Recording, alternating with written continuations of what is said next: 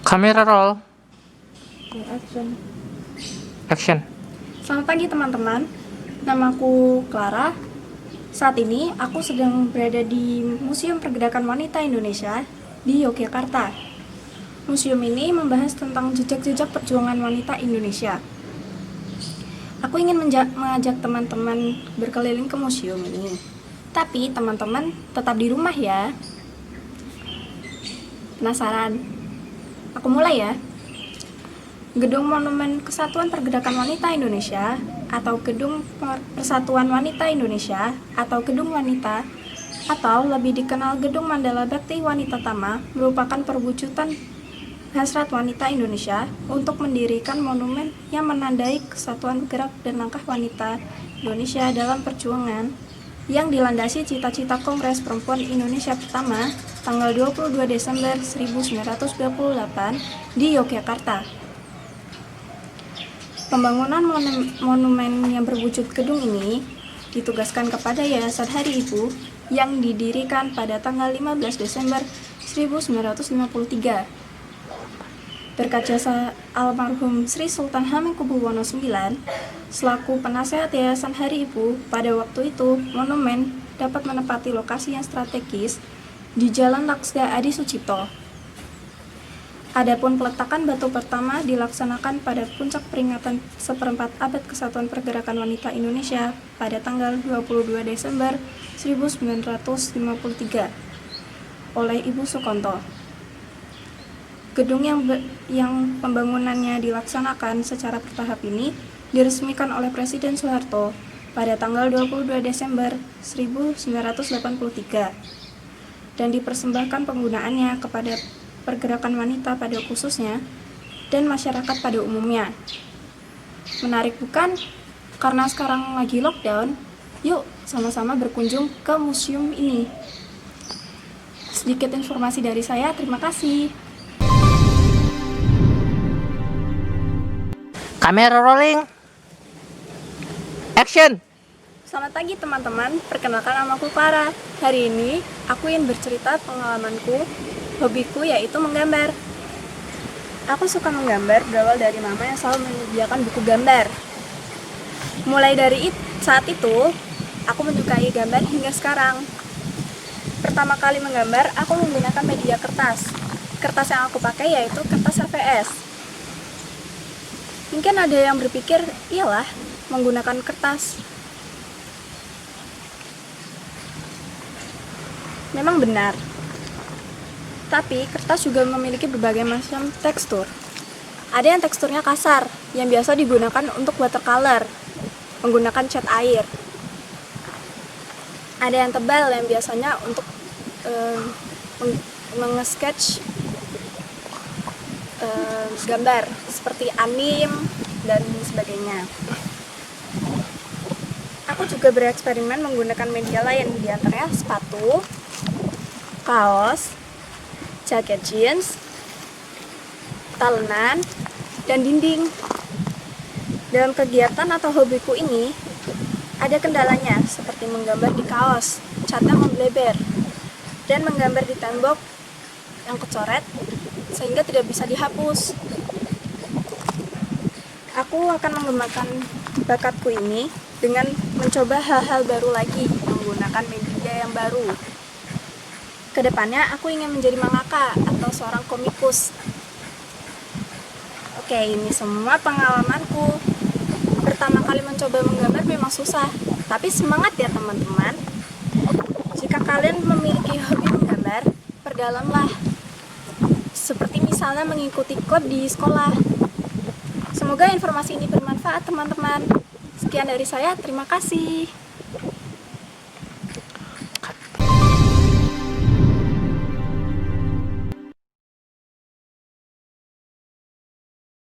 Total. Bentar. Ini udah mulai. Nanti dibilang action dulu baru. Total. Action. Selamat pagi teman-teman. Hari ini saya akan ngajak teman-teman jalan-jalan untuk melihat lebih jelas mengenai jejak-jejak perjuangan wanita. Gedung di belakang ini dapat kita lihat merupakan salah satu museum pergerakan wanita Indonesia. Gedung ini memiliki nama Gedung Persatuan Indonesia atau yang biasa kita kenal sebagai Gedung Mandala Bhakti Wanita Tama. Gedung ini merupakan perwujudan hasrat wanita Indonesia untuk mendirikan monumen yang menandai kesatuan gerak dan langkah wanita Indonesia dalam perjuangan. Hal ini juga dilandasi oleh cita-cita Kongres Perempuan pertama pada tanggal 22 Desember 1928 di Yogyakarta. Pembangunan monumen ini berwujud berupa gedung yang ditugaskan oleh Yayasan Hari Ibu yang didirikan pada tanggal 15 Desember 1953. Dengan jasa almarhum Sri Sultan Hamengkubuwono ke-9 selaku penasehat Yayasan Hari Ibu pada waktu itu, sehingga museum ini dapat menempati lokasi yang strategis di Jalan Laksda Adi Sucipto. Dalam memperingati puncak seperempat abad kesatuan pergerakan wanita Indonesia pada tanggal 22 Desember 1953, dilaksanakan peletakan batu pertama oleh Ibu Sukonto selaku Ketua Kongres Perempuan Indonesia pertama.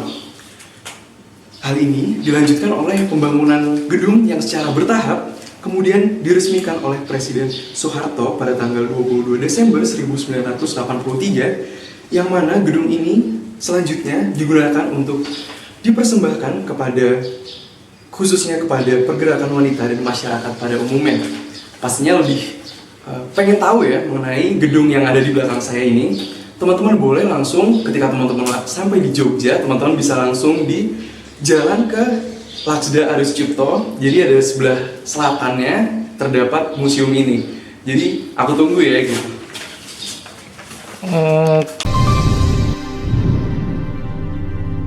Kamera rolling. Bentar. Action. Selamat pagi teman-teman. Kembali lagi dalam acara Sehat Selalu bersama saya Zafran. Gimana teman-teman kabarnya? Semoga sehat selalu ya. Apalagi dalam masa pandemik ini, kita harus tetap menjaga kesehatan kita agar tidak tertular dari virus corona. Nah teman-teman, hari ini saya akan membagikan salah satu informasi yang sangat bermanfaat nih. Salah satu alat yang dapat menunjang kesehatan teman-teman di masa pandemik ini. Alatnya apa ya? Penasaran ya pastinya? Langsung aja kita lihat di sebelah sini. Ini merupakan salah satu sepeda keluaran dari Giant dengan tipe Anthem 3. Sepeda ini memiliki banyak sekali keunggulan yang akan kita bahas sekarang.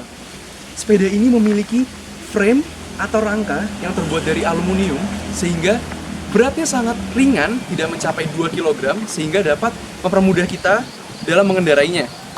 Yang kedua, sepeda ini memiliki 6 gear di belakang dan 2 gear di tengah yang dapat kita atur sesuai dengan medan yang kita lalui. Kita ingin berat, kita ingin ringan, itu terserah dari kita. Dan juga sepeda ini dilengkapi dengan 2 shock breaker di depan dan juga shock breaker di frame yang dapat meminimalisir hentakan dari medan yang kita lewati. Selanjutnya juga ada rem Shimano. Rem ini berbeda dari rem yang lain karena rem ini memiliki sistem yang seperti motor ABS. Jadi ketika kita gunakan pada medan yang berpasir ataupun licin, sepeda ini tidak langsung slip. Jadi dia akan secara perlahan akan mengerem pada bagian disc brake-nya di sebelah sini. Nah teman-teman, itu tadi merupakan keunggulan dari sepeda Giant Anthem 3. Dan pastinya akan membuat teman-teman semakin pengen ya pastinya ya, karena saya sendiri juga pengen banget nih. Nah, ini akan memberikan insight bagi teman-teman yang ingin memulai hobi baru atau memang sudah menggeluti hobi sepeda untuk menambah koleksi-koleksinya dengan sepeda yang baru ini. Nah teman-teman, saya harap teman-teman juga bisa menjaga kesehatan dengan bersepeda. Demikian saya, Zafran, dari acara Sehat Selalu. Sampai bertemu lagi dalam acara berikutnya di hari Sabtu. Tetap bersepeda dengan baik dan patuhi peraturan dan adab yang berlaku. Bersepeda untuk kesehatan sehari-hari. Drive safe, teman-teman.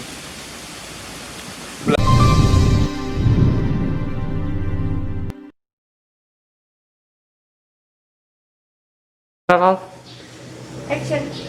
Assalamualaikum warahmatullahi wabarakatuh. Selamat siang semuanya. Saat ini saya berada di depan Museum Pergerakan Wanita Indonesia yang menceritakan tentang jejak-jejak perjuangan wanita di Indonesia. Saat ini saya berada di sana karena sepi, karena corona, dan banyak orang yang menghindari untuk datang ke tempat ramai seperti ini. Baiklah, saya akan menceritakan sejarah dimulainya terbentuknya museum ini.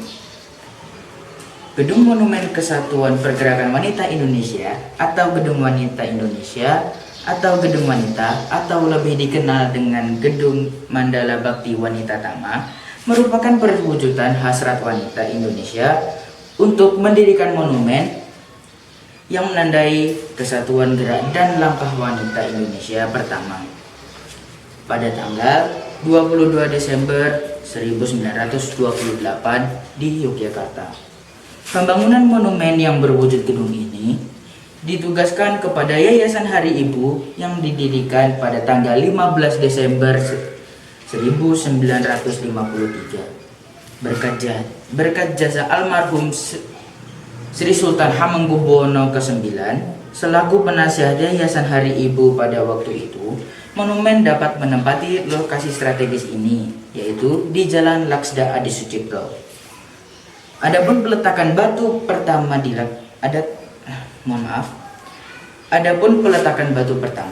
dilaksanakan pada puncak peringatan seperempat abad Kesatuan Pergerakan Wanita Indonesia pada tanggal 22 Desember 1953 oleh Ibu Sukonto selaku Ketua Kongres Perempuan Indonesia pertama pada tahun 1928. Gedung yang pembangunannya dilaksanakan secara bertahap ini diresmikan oleh Presiden Soeharto pada tanggal 22 Desember 1983 dan dipersembahkan penggunaannya kepada pergerakan wanita pada khususnya dan pada masyarakat umumnya. Sekian dari saya. Mungkin itu saja informasi yang bisa saya berikan untuk Anda. Semoga Anda bisa datang ke sini untuk melihat-lihat koleksi museum yang ada di sini. Sekian dari saya. Terima kasih.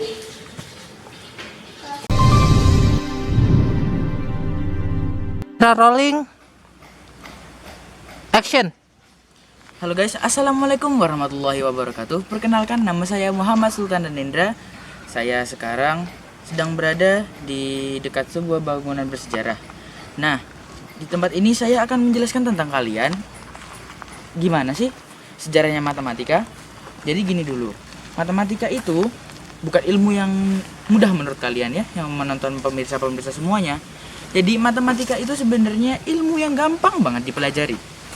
Tapi karena image kalian terhadap matematika itu sudah susah duluan, sudah mikirnya aduh ribet nih. Jadi kalian mikirnya susah gitu. Sebenarnya matematika itu gampang kalau kalian sudah tahu dan memahami benar apa itu dasarnya. Jadi saya akan memulai cerita tentang sejarah dimulainya matematika. Jutaan tahun yang lalu, maaf tadi salah ya saya. Sorry, mohon dimaklumi. Jutaan tahun yang lalu, orang-orang purba itu belum bisa menghitung tentunya. Mereka ingin mengetahui bagaimana sih cara menghitung jam. Nah, jadi mereka itu menghitung jam dengan cara melihat dari matahari terbit. Maaf, dari timur maksudnya. Dari timur naik sampai terbenam ke bulan. Jadi menjadi bulan maksudnya gitu ya. Mohon maaf. Ratusan tahun kemudian ada sebuah bangsa yang memiliki seorang peneliti yang sangat pintar bernama Plato. Plato sangat meneliti, maksudnya sangat mempelajari tentang matematika. Jadi dia banyak meneliti alam. Jadi sehingga dia menciptakan teori-teori baru untuk dunia. Dia menciptakan sebuah angka yang kita kenal sampai saat ini dan mungkin masih digunakan, yaitu angka Romawi. Tapi angka Romawi itu mempunyai kekurangan, di mana kekurangannya adalah dia tidak mempunyai angka 0 yang menyulitkan kita untuk membuat angka yang sangat besar dan digunakan untuk menghitung suatu benda. Ratusan tahun kemudian setelah Plato meninggal dan meninggalkan buku-buku atau ilmu-ilmunya kepada kita, Plato meninggalkan banyak sekali angka yang membantu masyarakat-masyarakat sebelumnya mempelajari matematika. Ratusan tahun kemudian, bangsa Mesir membuat angka juga, dan mereka menemukan angka 0 yang sampai sekarang dipakai dan mempermudah kita untuk menghitung angka yang besar, menghitung uang dalam perdagangan. Di Arab juga menemukan teori matematika baru bernama aljabar yang biasa kita kenal seperti 1x ditambah 2, seperti itu. Yang pokoknya memiliki variabel-variabel tertentu, dan aljabar itu ditemukan oleh peneliti dari Arab yang bernama Ibnu Musa al-Khawarizmi. Lalu di Eropa juga memiliki teori penelitian mengenai gravitasi yang awalnya itu ada yang menceritakan sebuah remaja duduk di bawah pohon apel, ya, di bawah pohon apel. Dia tertidur lalu dia terbangun karena kepalanya tertimpa sebuah apel. Dia memikirkan kenapa apel tersebut bisa jatuh ya, nggak tahu dia. Lalu dia menunggu apel tersebut jatuh lagi, lalu dia mempelajari berbulan-bulan lamanya. Dia mengetahui, lalu kita juga diberitahu oleh dia memberitahu kepada masyarakat luas di negaranya bahwa dia mempunyai teori baru bernama gravitasi yang kita kenal sekarang. Gravitasi tahu? Gravitasi adalah daya tarik dari inti bumi. Ya, mungkin Anda bisa mencarinya di Google. Saya tidak akan menjelaskan panjang-panjang. Nah, jadi matematika itu sampai sekarang masih digunakan untuk menghitung uang, menghitung banyaknya besi yang kita butuhkan untuk membangun sebuah rumah, membangun fondasi rumah maksud saya, mohon maaf ya. Jadi sebenarnya matematika itu adalah hal-hal yang menyambung dengan banyak ilmu yang lainnya. Seperti biologi, kita juga membutuhkan matematika untuk menghitung sel. Fisika kita membutuhkan untuk menghitung gravitasi. Kimia juga menghitung zat-zat atau perubahan-perubahan karena banyaknya zat tertentu. Jadi semoga ilmu yang saya berikan hari ini bermanfaat. Kalian harus di rumah, stay safe and healthy. Berolahraga di dalam rumah juga bisa. Jangan keluar rumah karena COVID-19. Dan ikuti protokol pemerintah. Sekian dari saya, semoga bermanfaat. Terima kasih.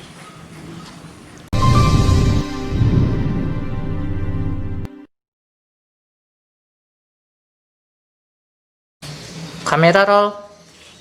Action. Halo semua, nama aku Erli Resmi Kasari.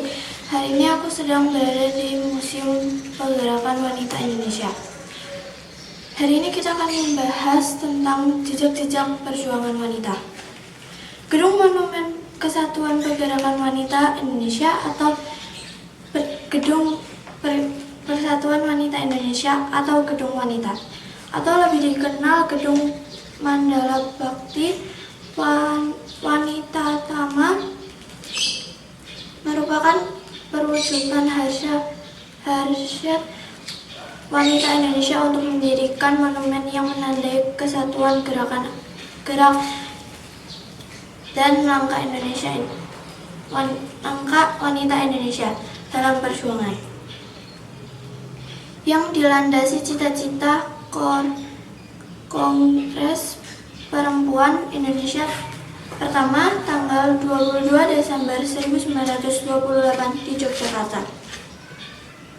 Pembangunan monumen yang berwujud gedung ditugaskan kepada Yayasan Hari Ibu yang didirikan pada tanggal 15 Desember 1953 berkat jasa almarhum Sri Sultan Hamengkubuwono IX selaku penasehat Yayasan Hari Ibu pada waktu itu. Monumen pada menempati lokasi di strategis itu di Jalan Laksa Adi Sucipto.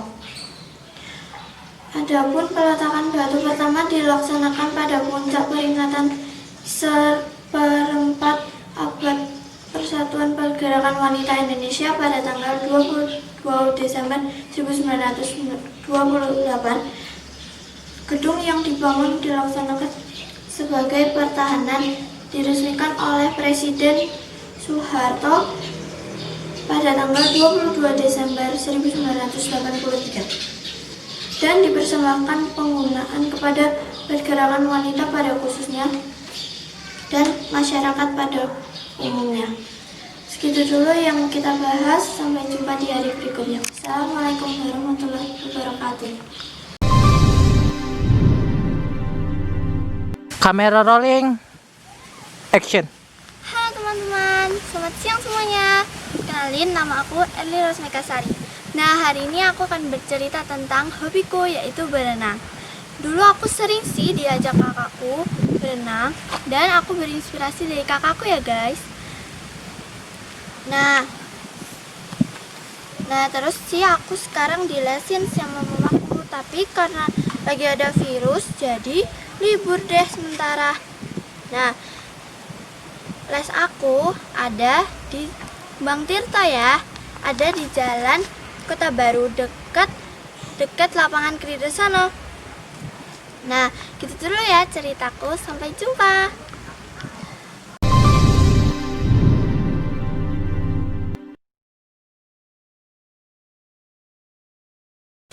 Action.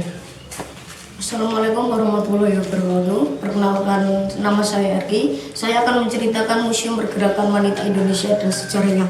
Bagaimana ceritanya? Mari kita dengarkan. Gedung Monumen Kesatuan Pergerakan Wanita Indonesia atau Gedung Persatuan Wanita Indonesia atau Gedung Wanita atau lebih dikenal dengan Gedung Mandala Bakti Wanita Tama atau Gedung Wanita, atau merupakan perwujudan hasrat wanita Indonesia untuk mendirikan monumen yang menandai kesatuan gerak dan langkah wanita Indonesia dalam perjuangan yang dilandasi cita-cita Kongres Perempuan Indonesia yang pertama pada tanggal 22 Desember 1928 di Yogyakarta. Pembangunan monumen ini berwujud gedung ini ditugaskan kepada Yayasan Hari Ibu yang didirikan pada tanggal 15 Desember 1953 berkat jasa almarhum Sri Sultan Hamengkubuwono IX selaku penasihat Yayasan Hari Ibu pada waktu itu. Monumen dapat menempati lokasi yang strategis ini di Jalan Laksda Adi Sucipto. Adapun peletakan batu pertama dilaksanakan pada puncak peringatan seperempat abad Kesatuan Pergerakan Wanita Indonesia pada tanggal 22 Desember 1953 oleh Ibu Sukanto selaku Ketua Kongres Perempuan Indonesia pertama tahun 1928. Gedung yang pembangunannya dilaksanakan secara bertahap ini diresmikan oleh Presiden Soeharto pada tanggal 22 Desember 1983 dan dipersembahkan penggunaannya kepada pergerakan wanita pada khususnya dan masyarakat pada umumnya. Nah, itu tadi cerita yang bisa saya sampaikan. Menarik bukan? Selain menjadi tempat wisata, museum ini bisa menjadi media penambah pengetahuan, ilmu, dan wawasan. Sekian, terima kasih.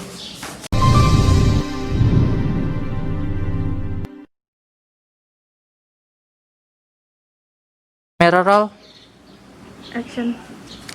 Assalamualaikum warahmatullahi wabarakatuh. Pertama-tama perkenalkan, nama saya Ryan Irsara Fardana.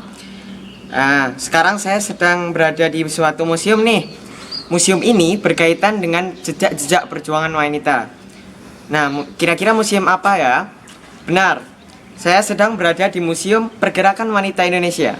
Oke, langsung aja aku ceritakan ya tentang museum ini. Gedung Monumen Kesatuan Pergerakan Wanita Indonesia atau Gedung Persatuan Wanita Indonesia atau lebih dikenal dengan Gedung Mandala Bakti Wanita Tama merupakan perwujudan hasrat wanita Indonesia untuk mendirikan monumen yang menandai kesatuan gerak dan langkah wanita Indonesia dalam perjuangan yang dilandasi cita-cita Kongres Perempuan Indonesia pertama pada tanggal 22 Desember 1928 di Yogyakarta. Pembangunan museum yang berwujud gedung ini ditugaskan kepada Yayasan Hari Ibu yang didirikan pada tanggal 15 Desember 1953 berkat jasa almarhum Sri Sultan Hamengkubuwono IX selaku penasihat Yayasan Hari Ibu pada waktu itu. Monumen dapat menempati lokasi yang strategis ini, yaitu di Jalan Laksda Adi Sucipto. Adapun peletakan batu pertama yang dilaksanakan pada puncak peringatan seperempat abad Kesatuan Pergerakan Wanita Indonesia pada tanggal 22 Desember 1953 oleh Ibu Sukonto selaku Ketua Kongres Perempuan Indonesia pertama tahun 1928. Gedung yang pembangunannya dilaksanakan secara bertahap ini diresmikan oleh Presiden Soeharto pada tanggal 22 Desember 1983 dan dipersembahkan penggunaannya kepada pergerakan wanita pada khususnya dan masyarakat pada umumnya. Nah, itu semua tentang museum yang ada di belakangku ini.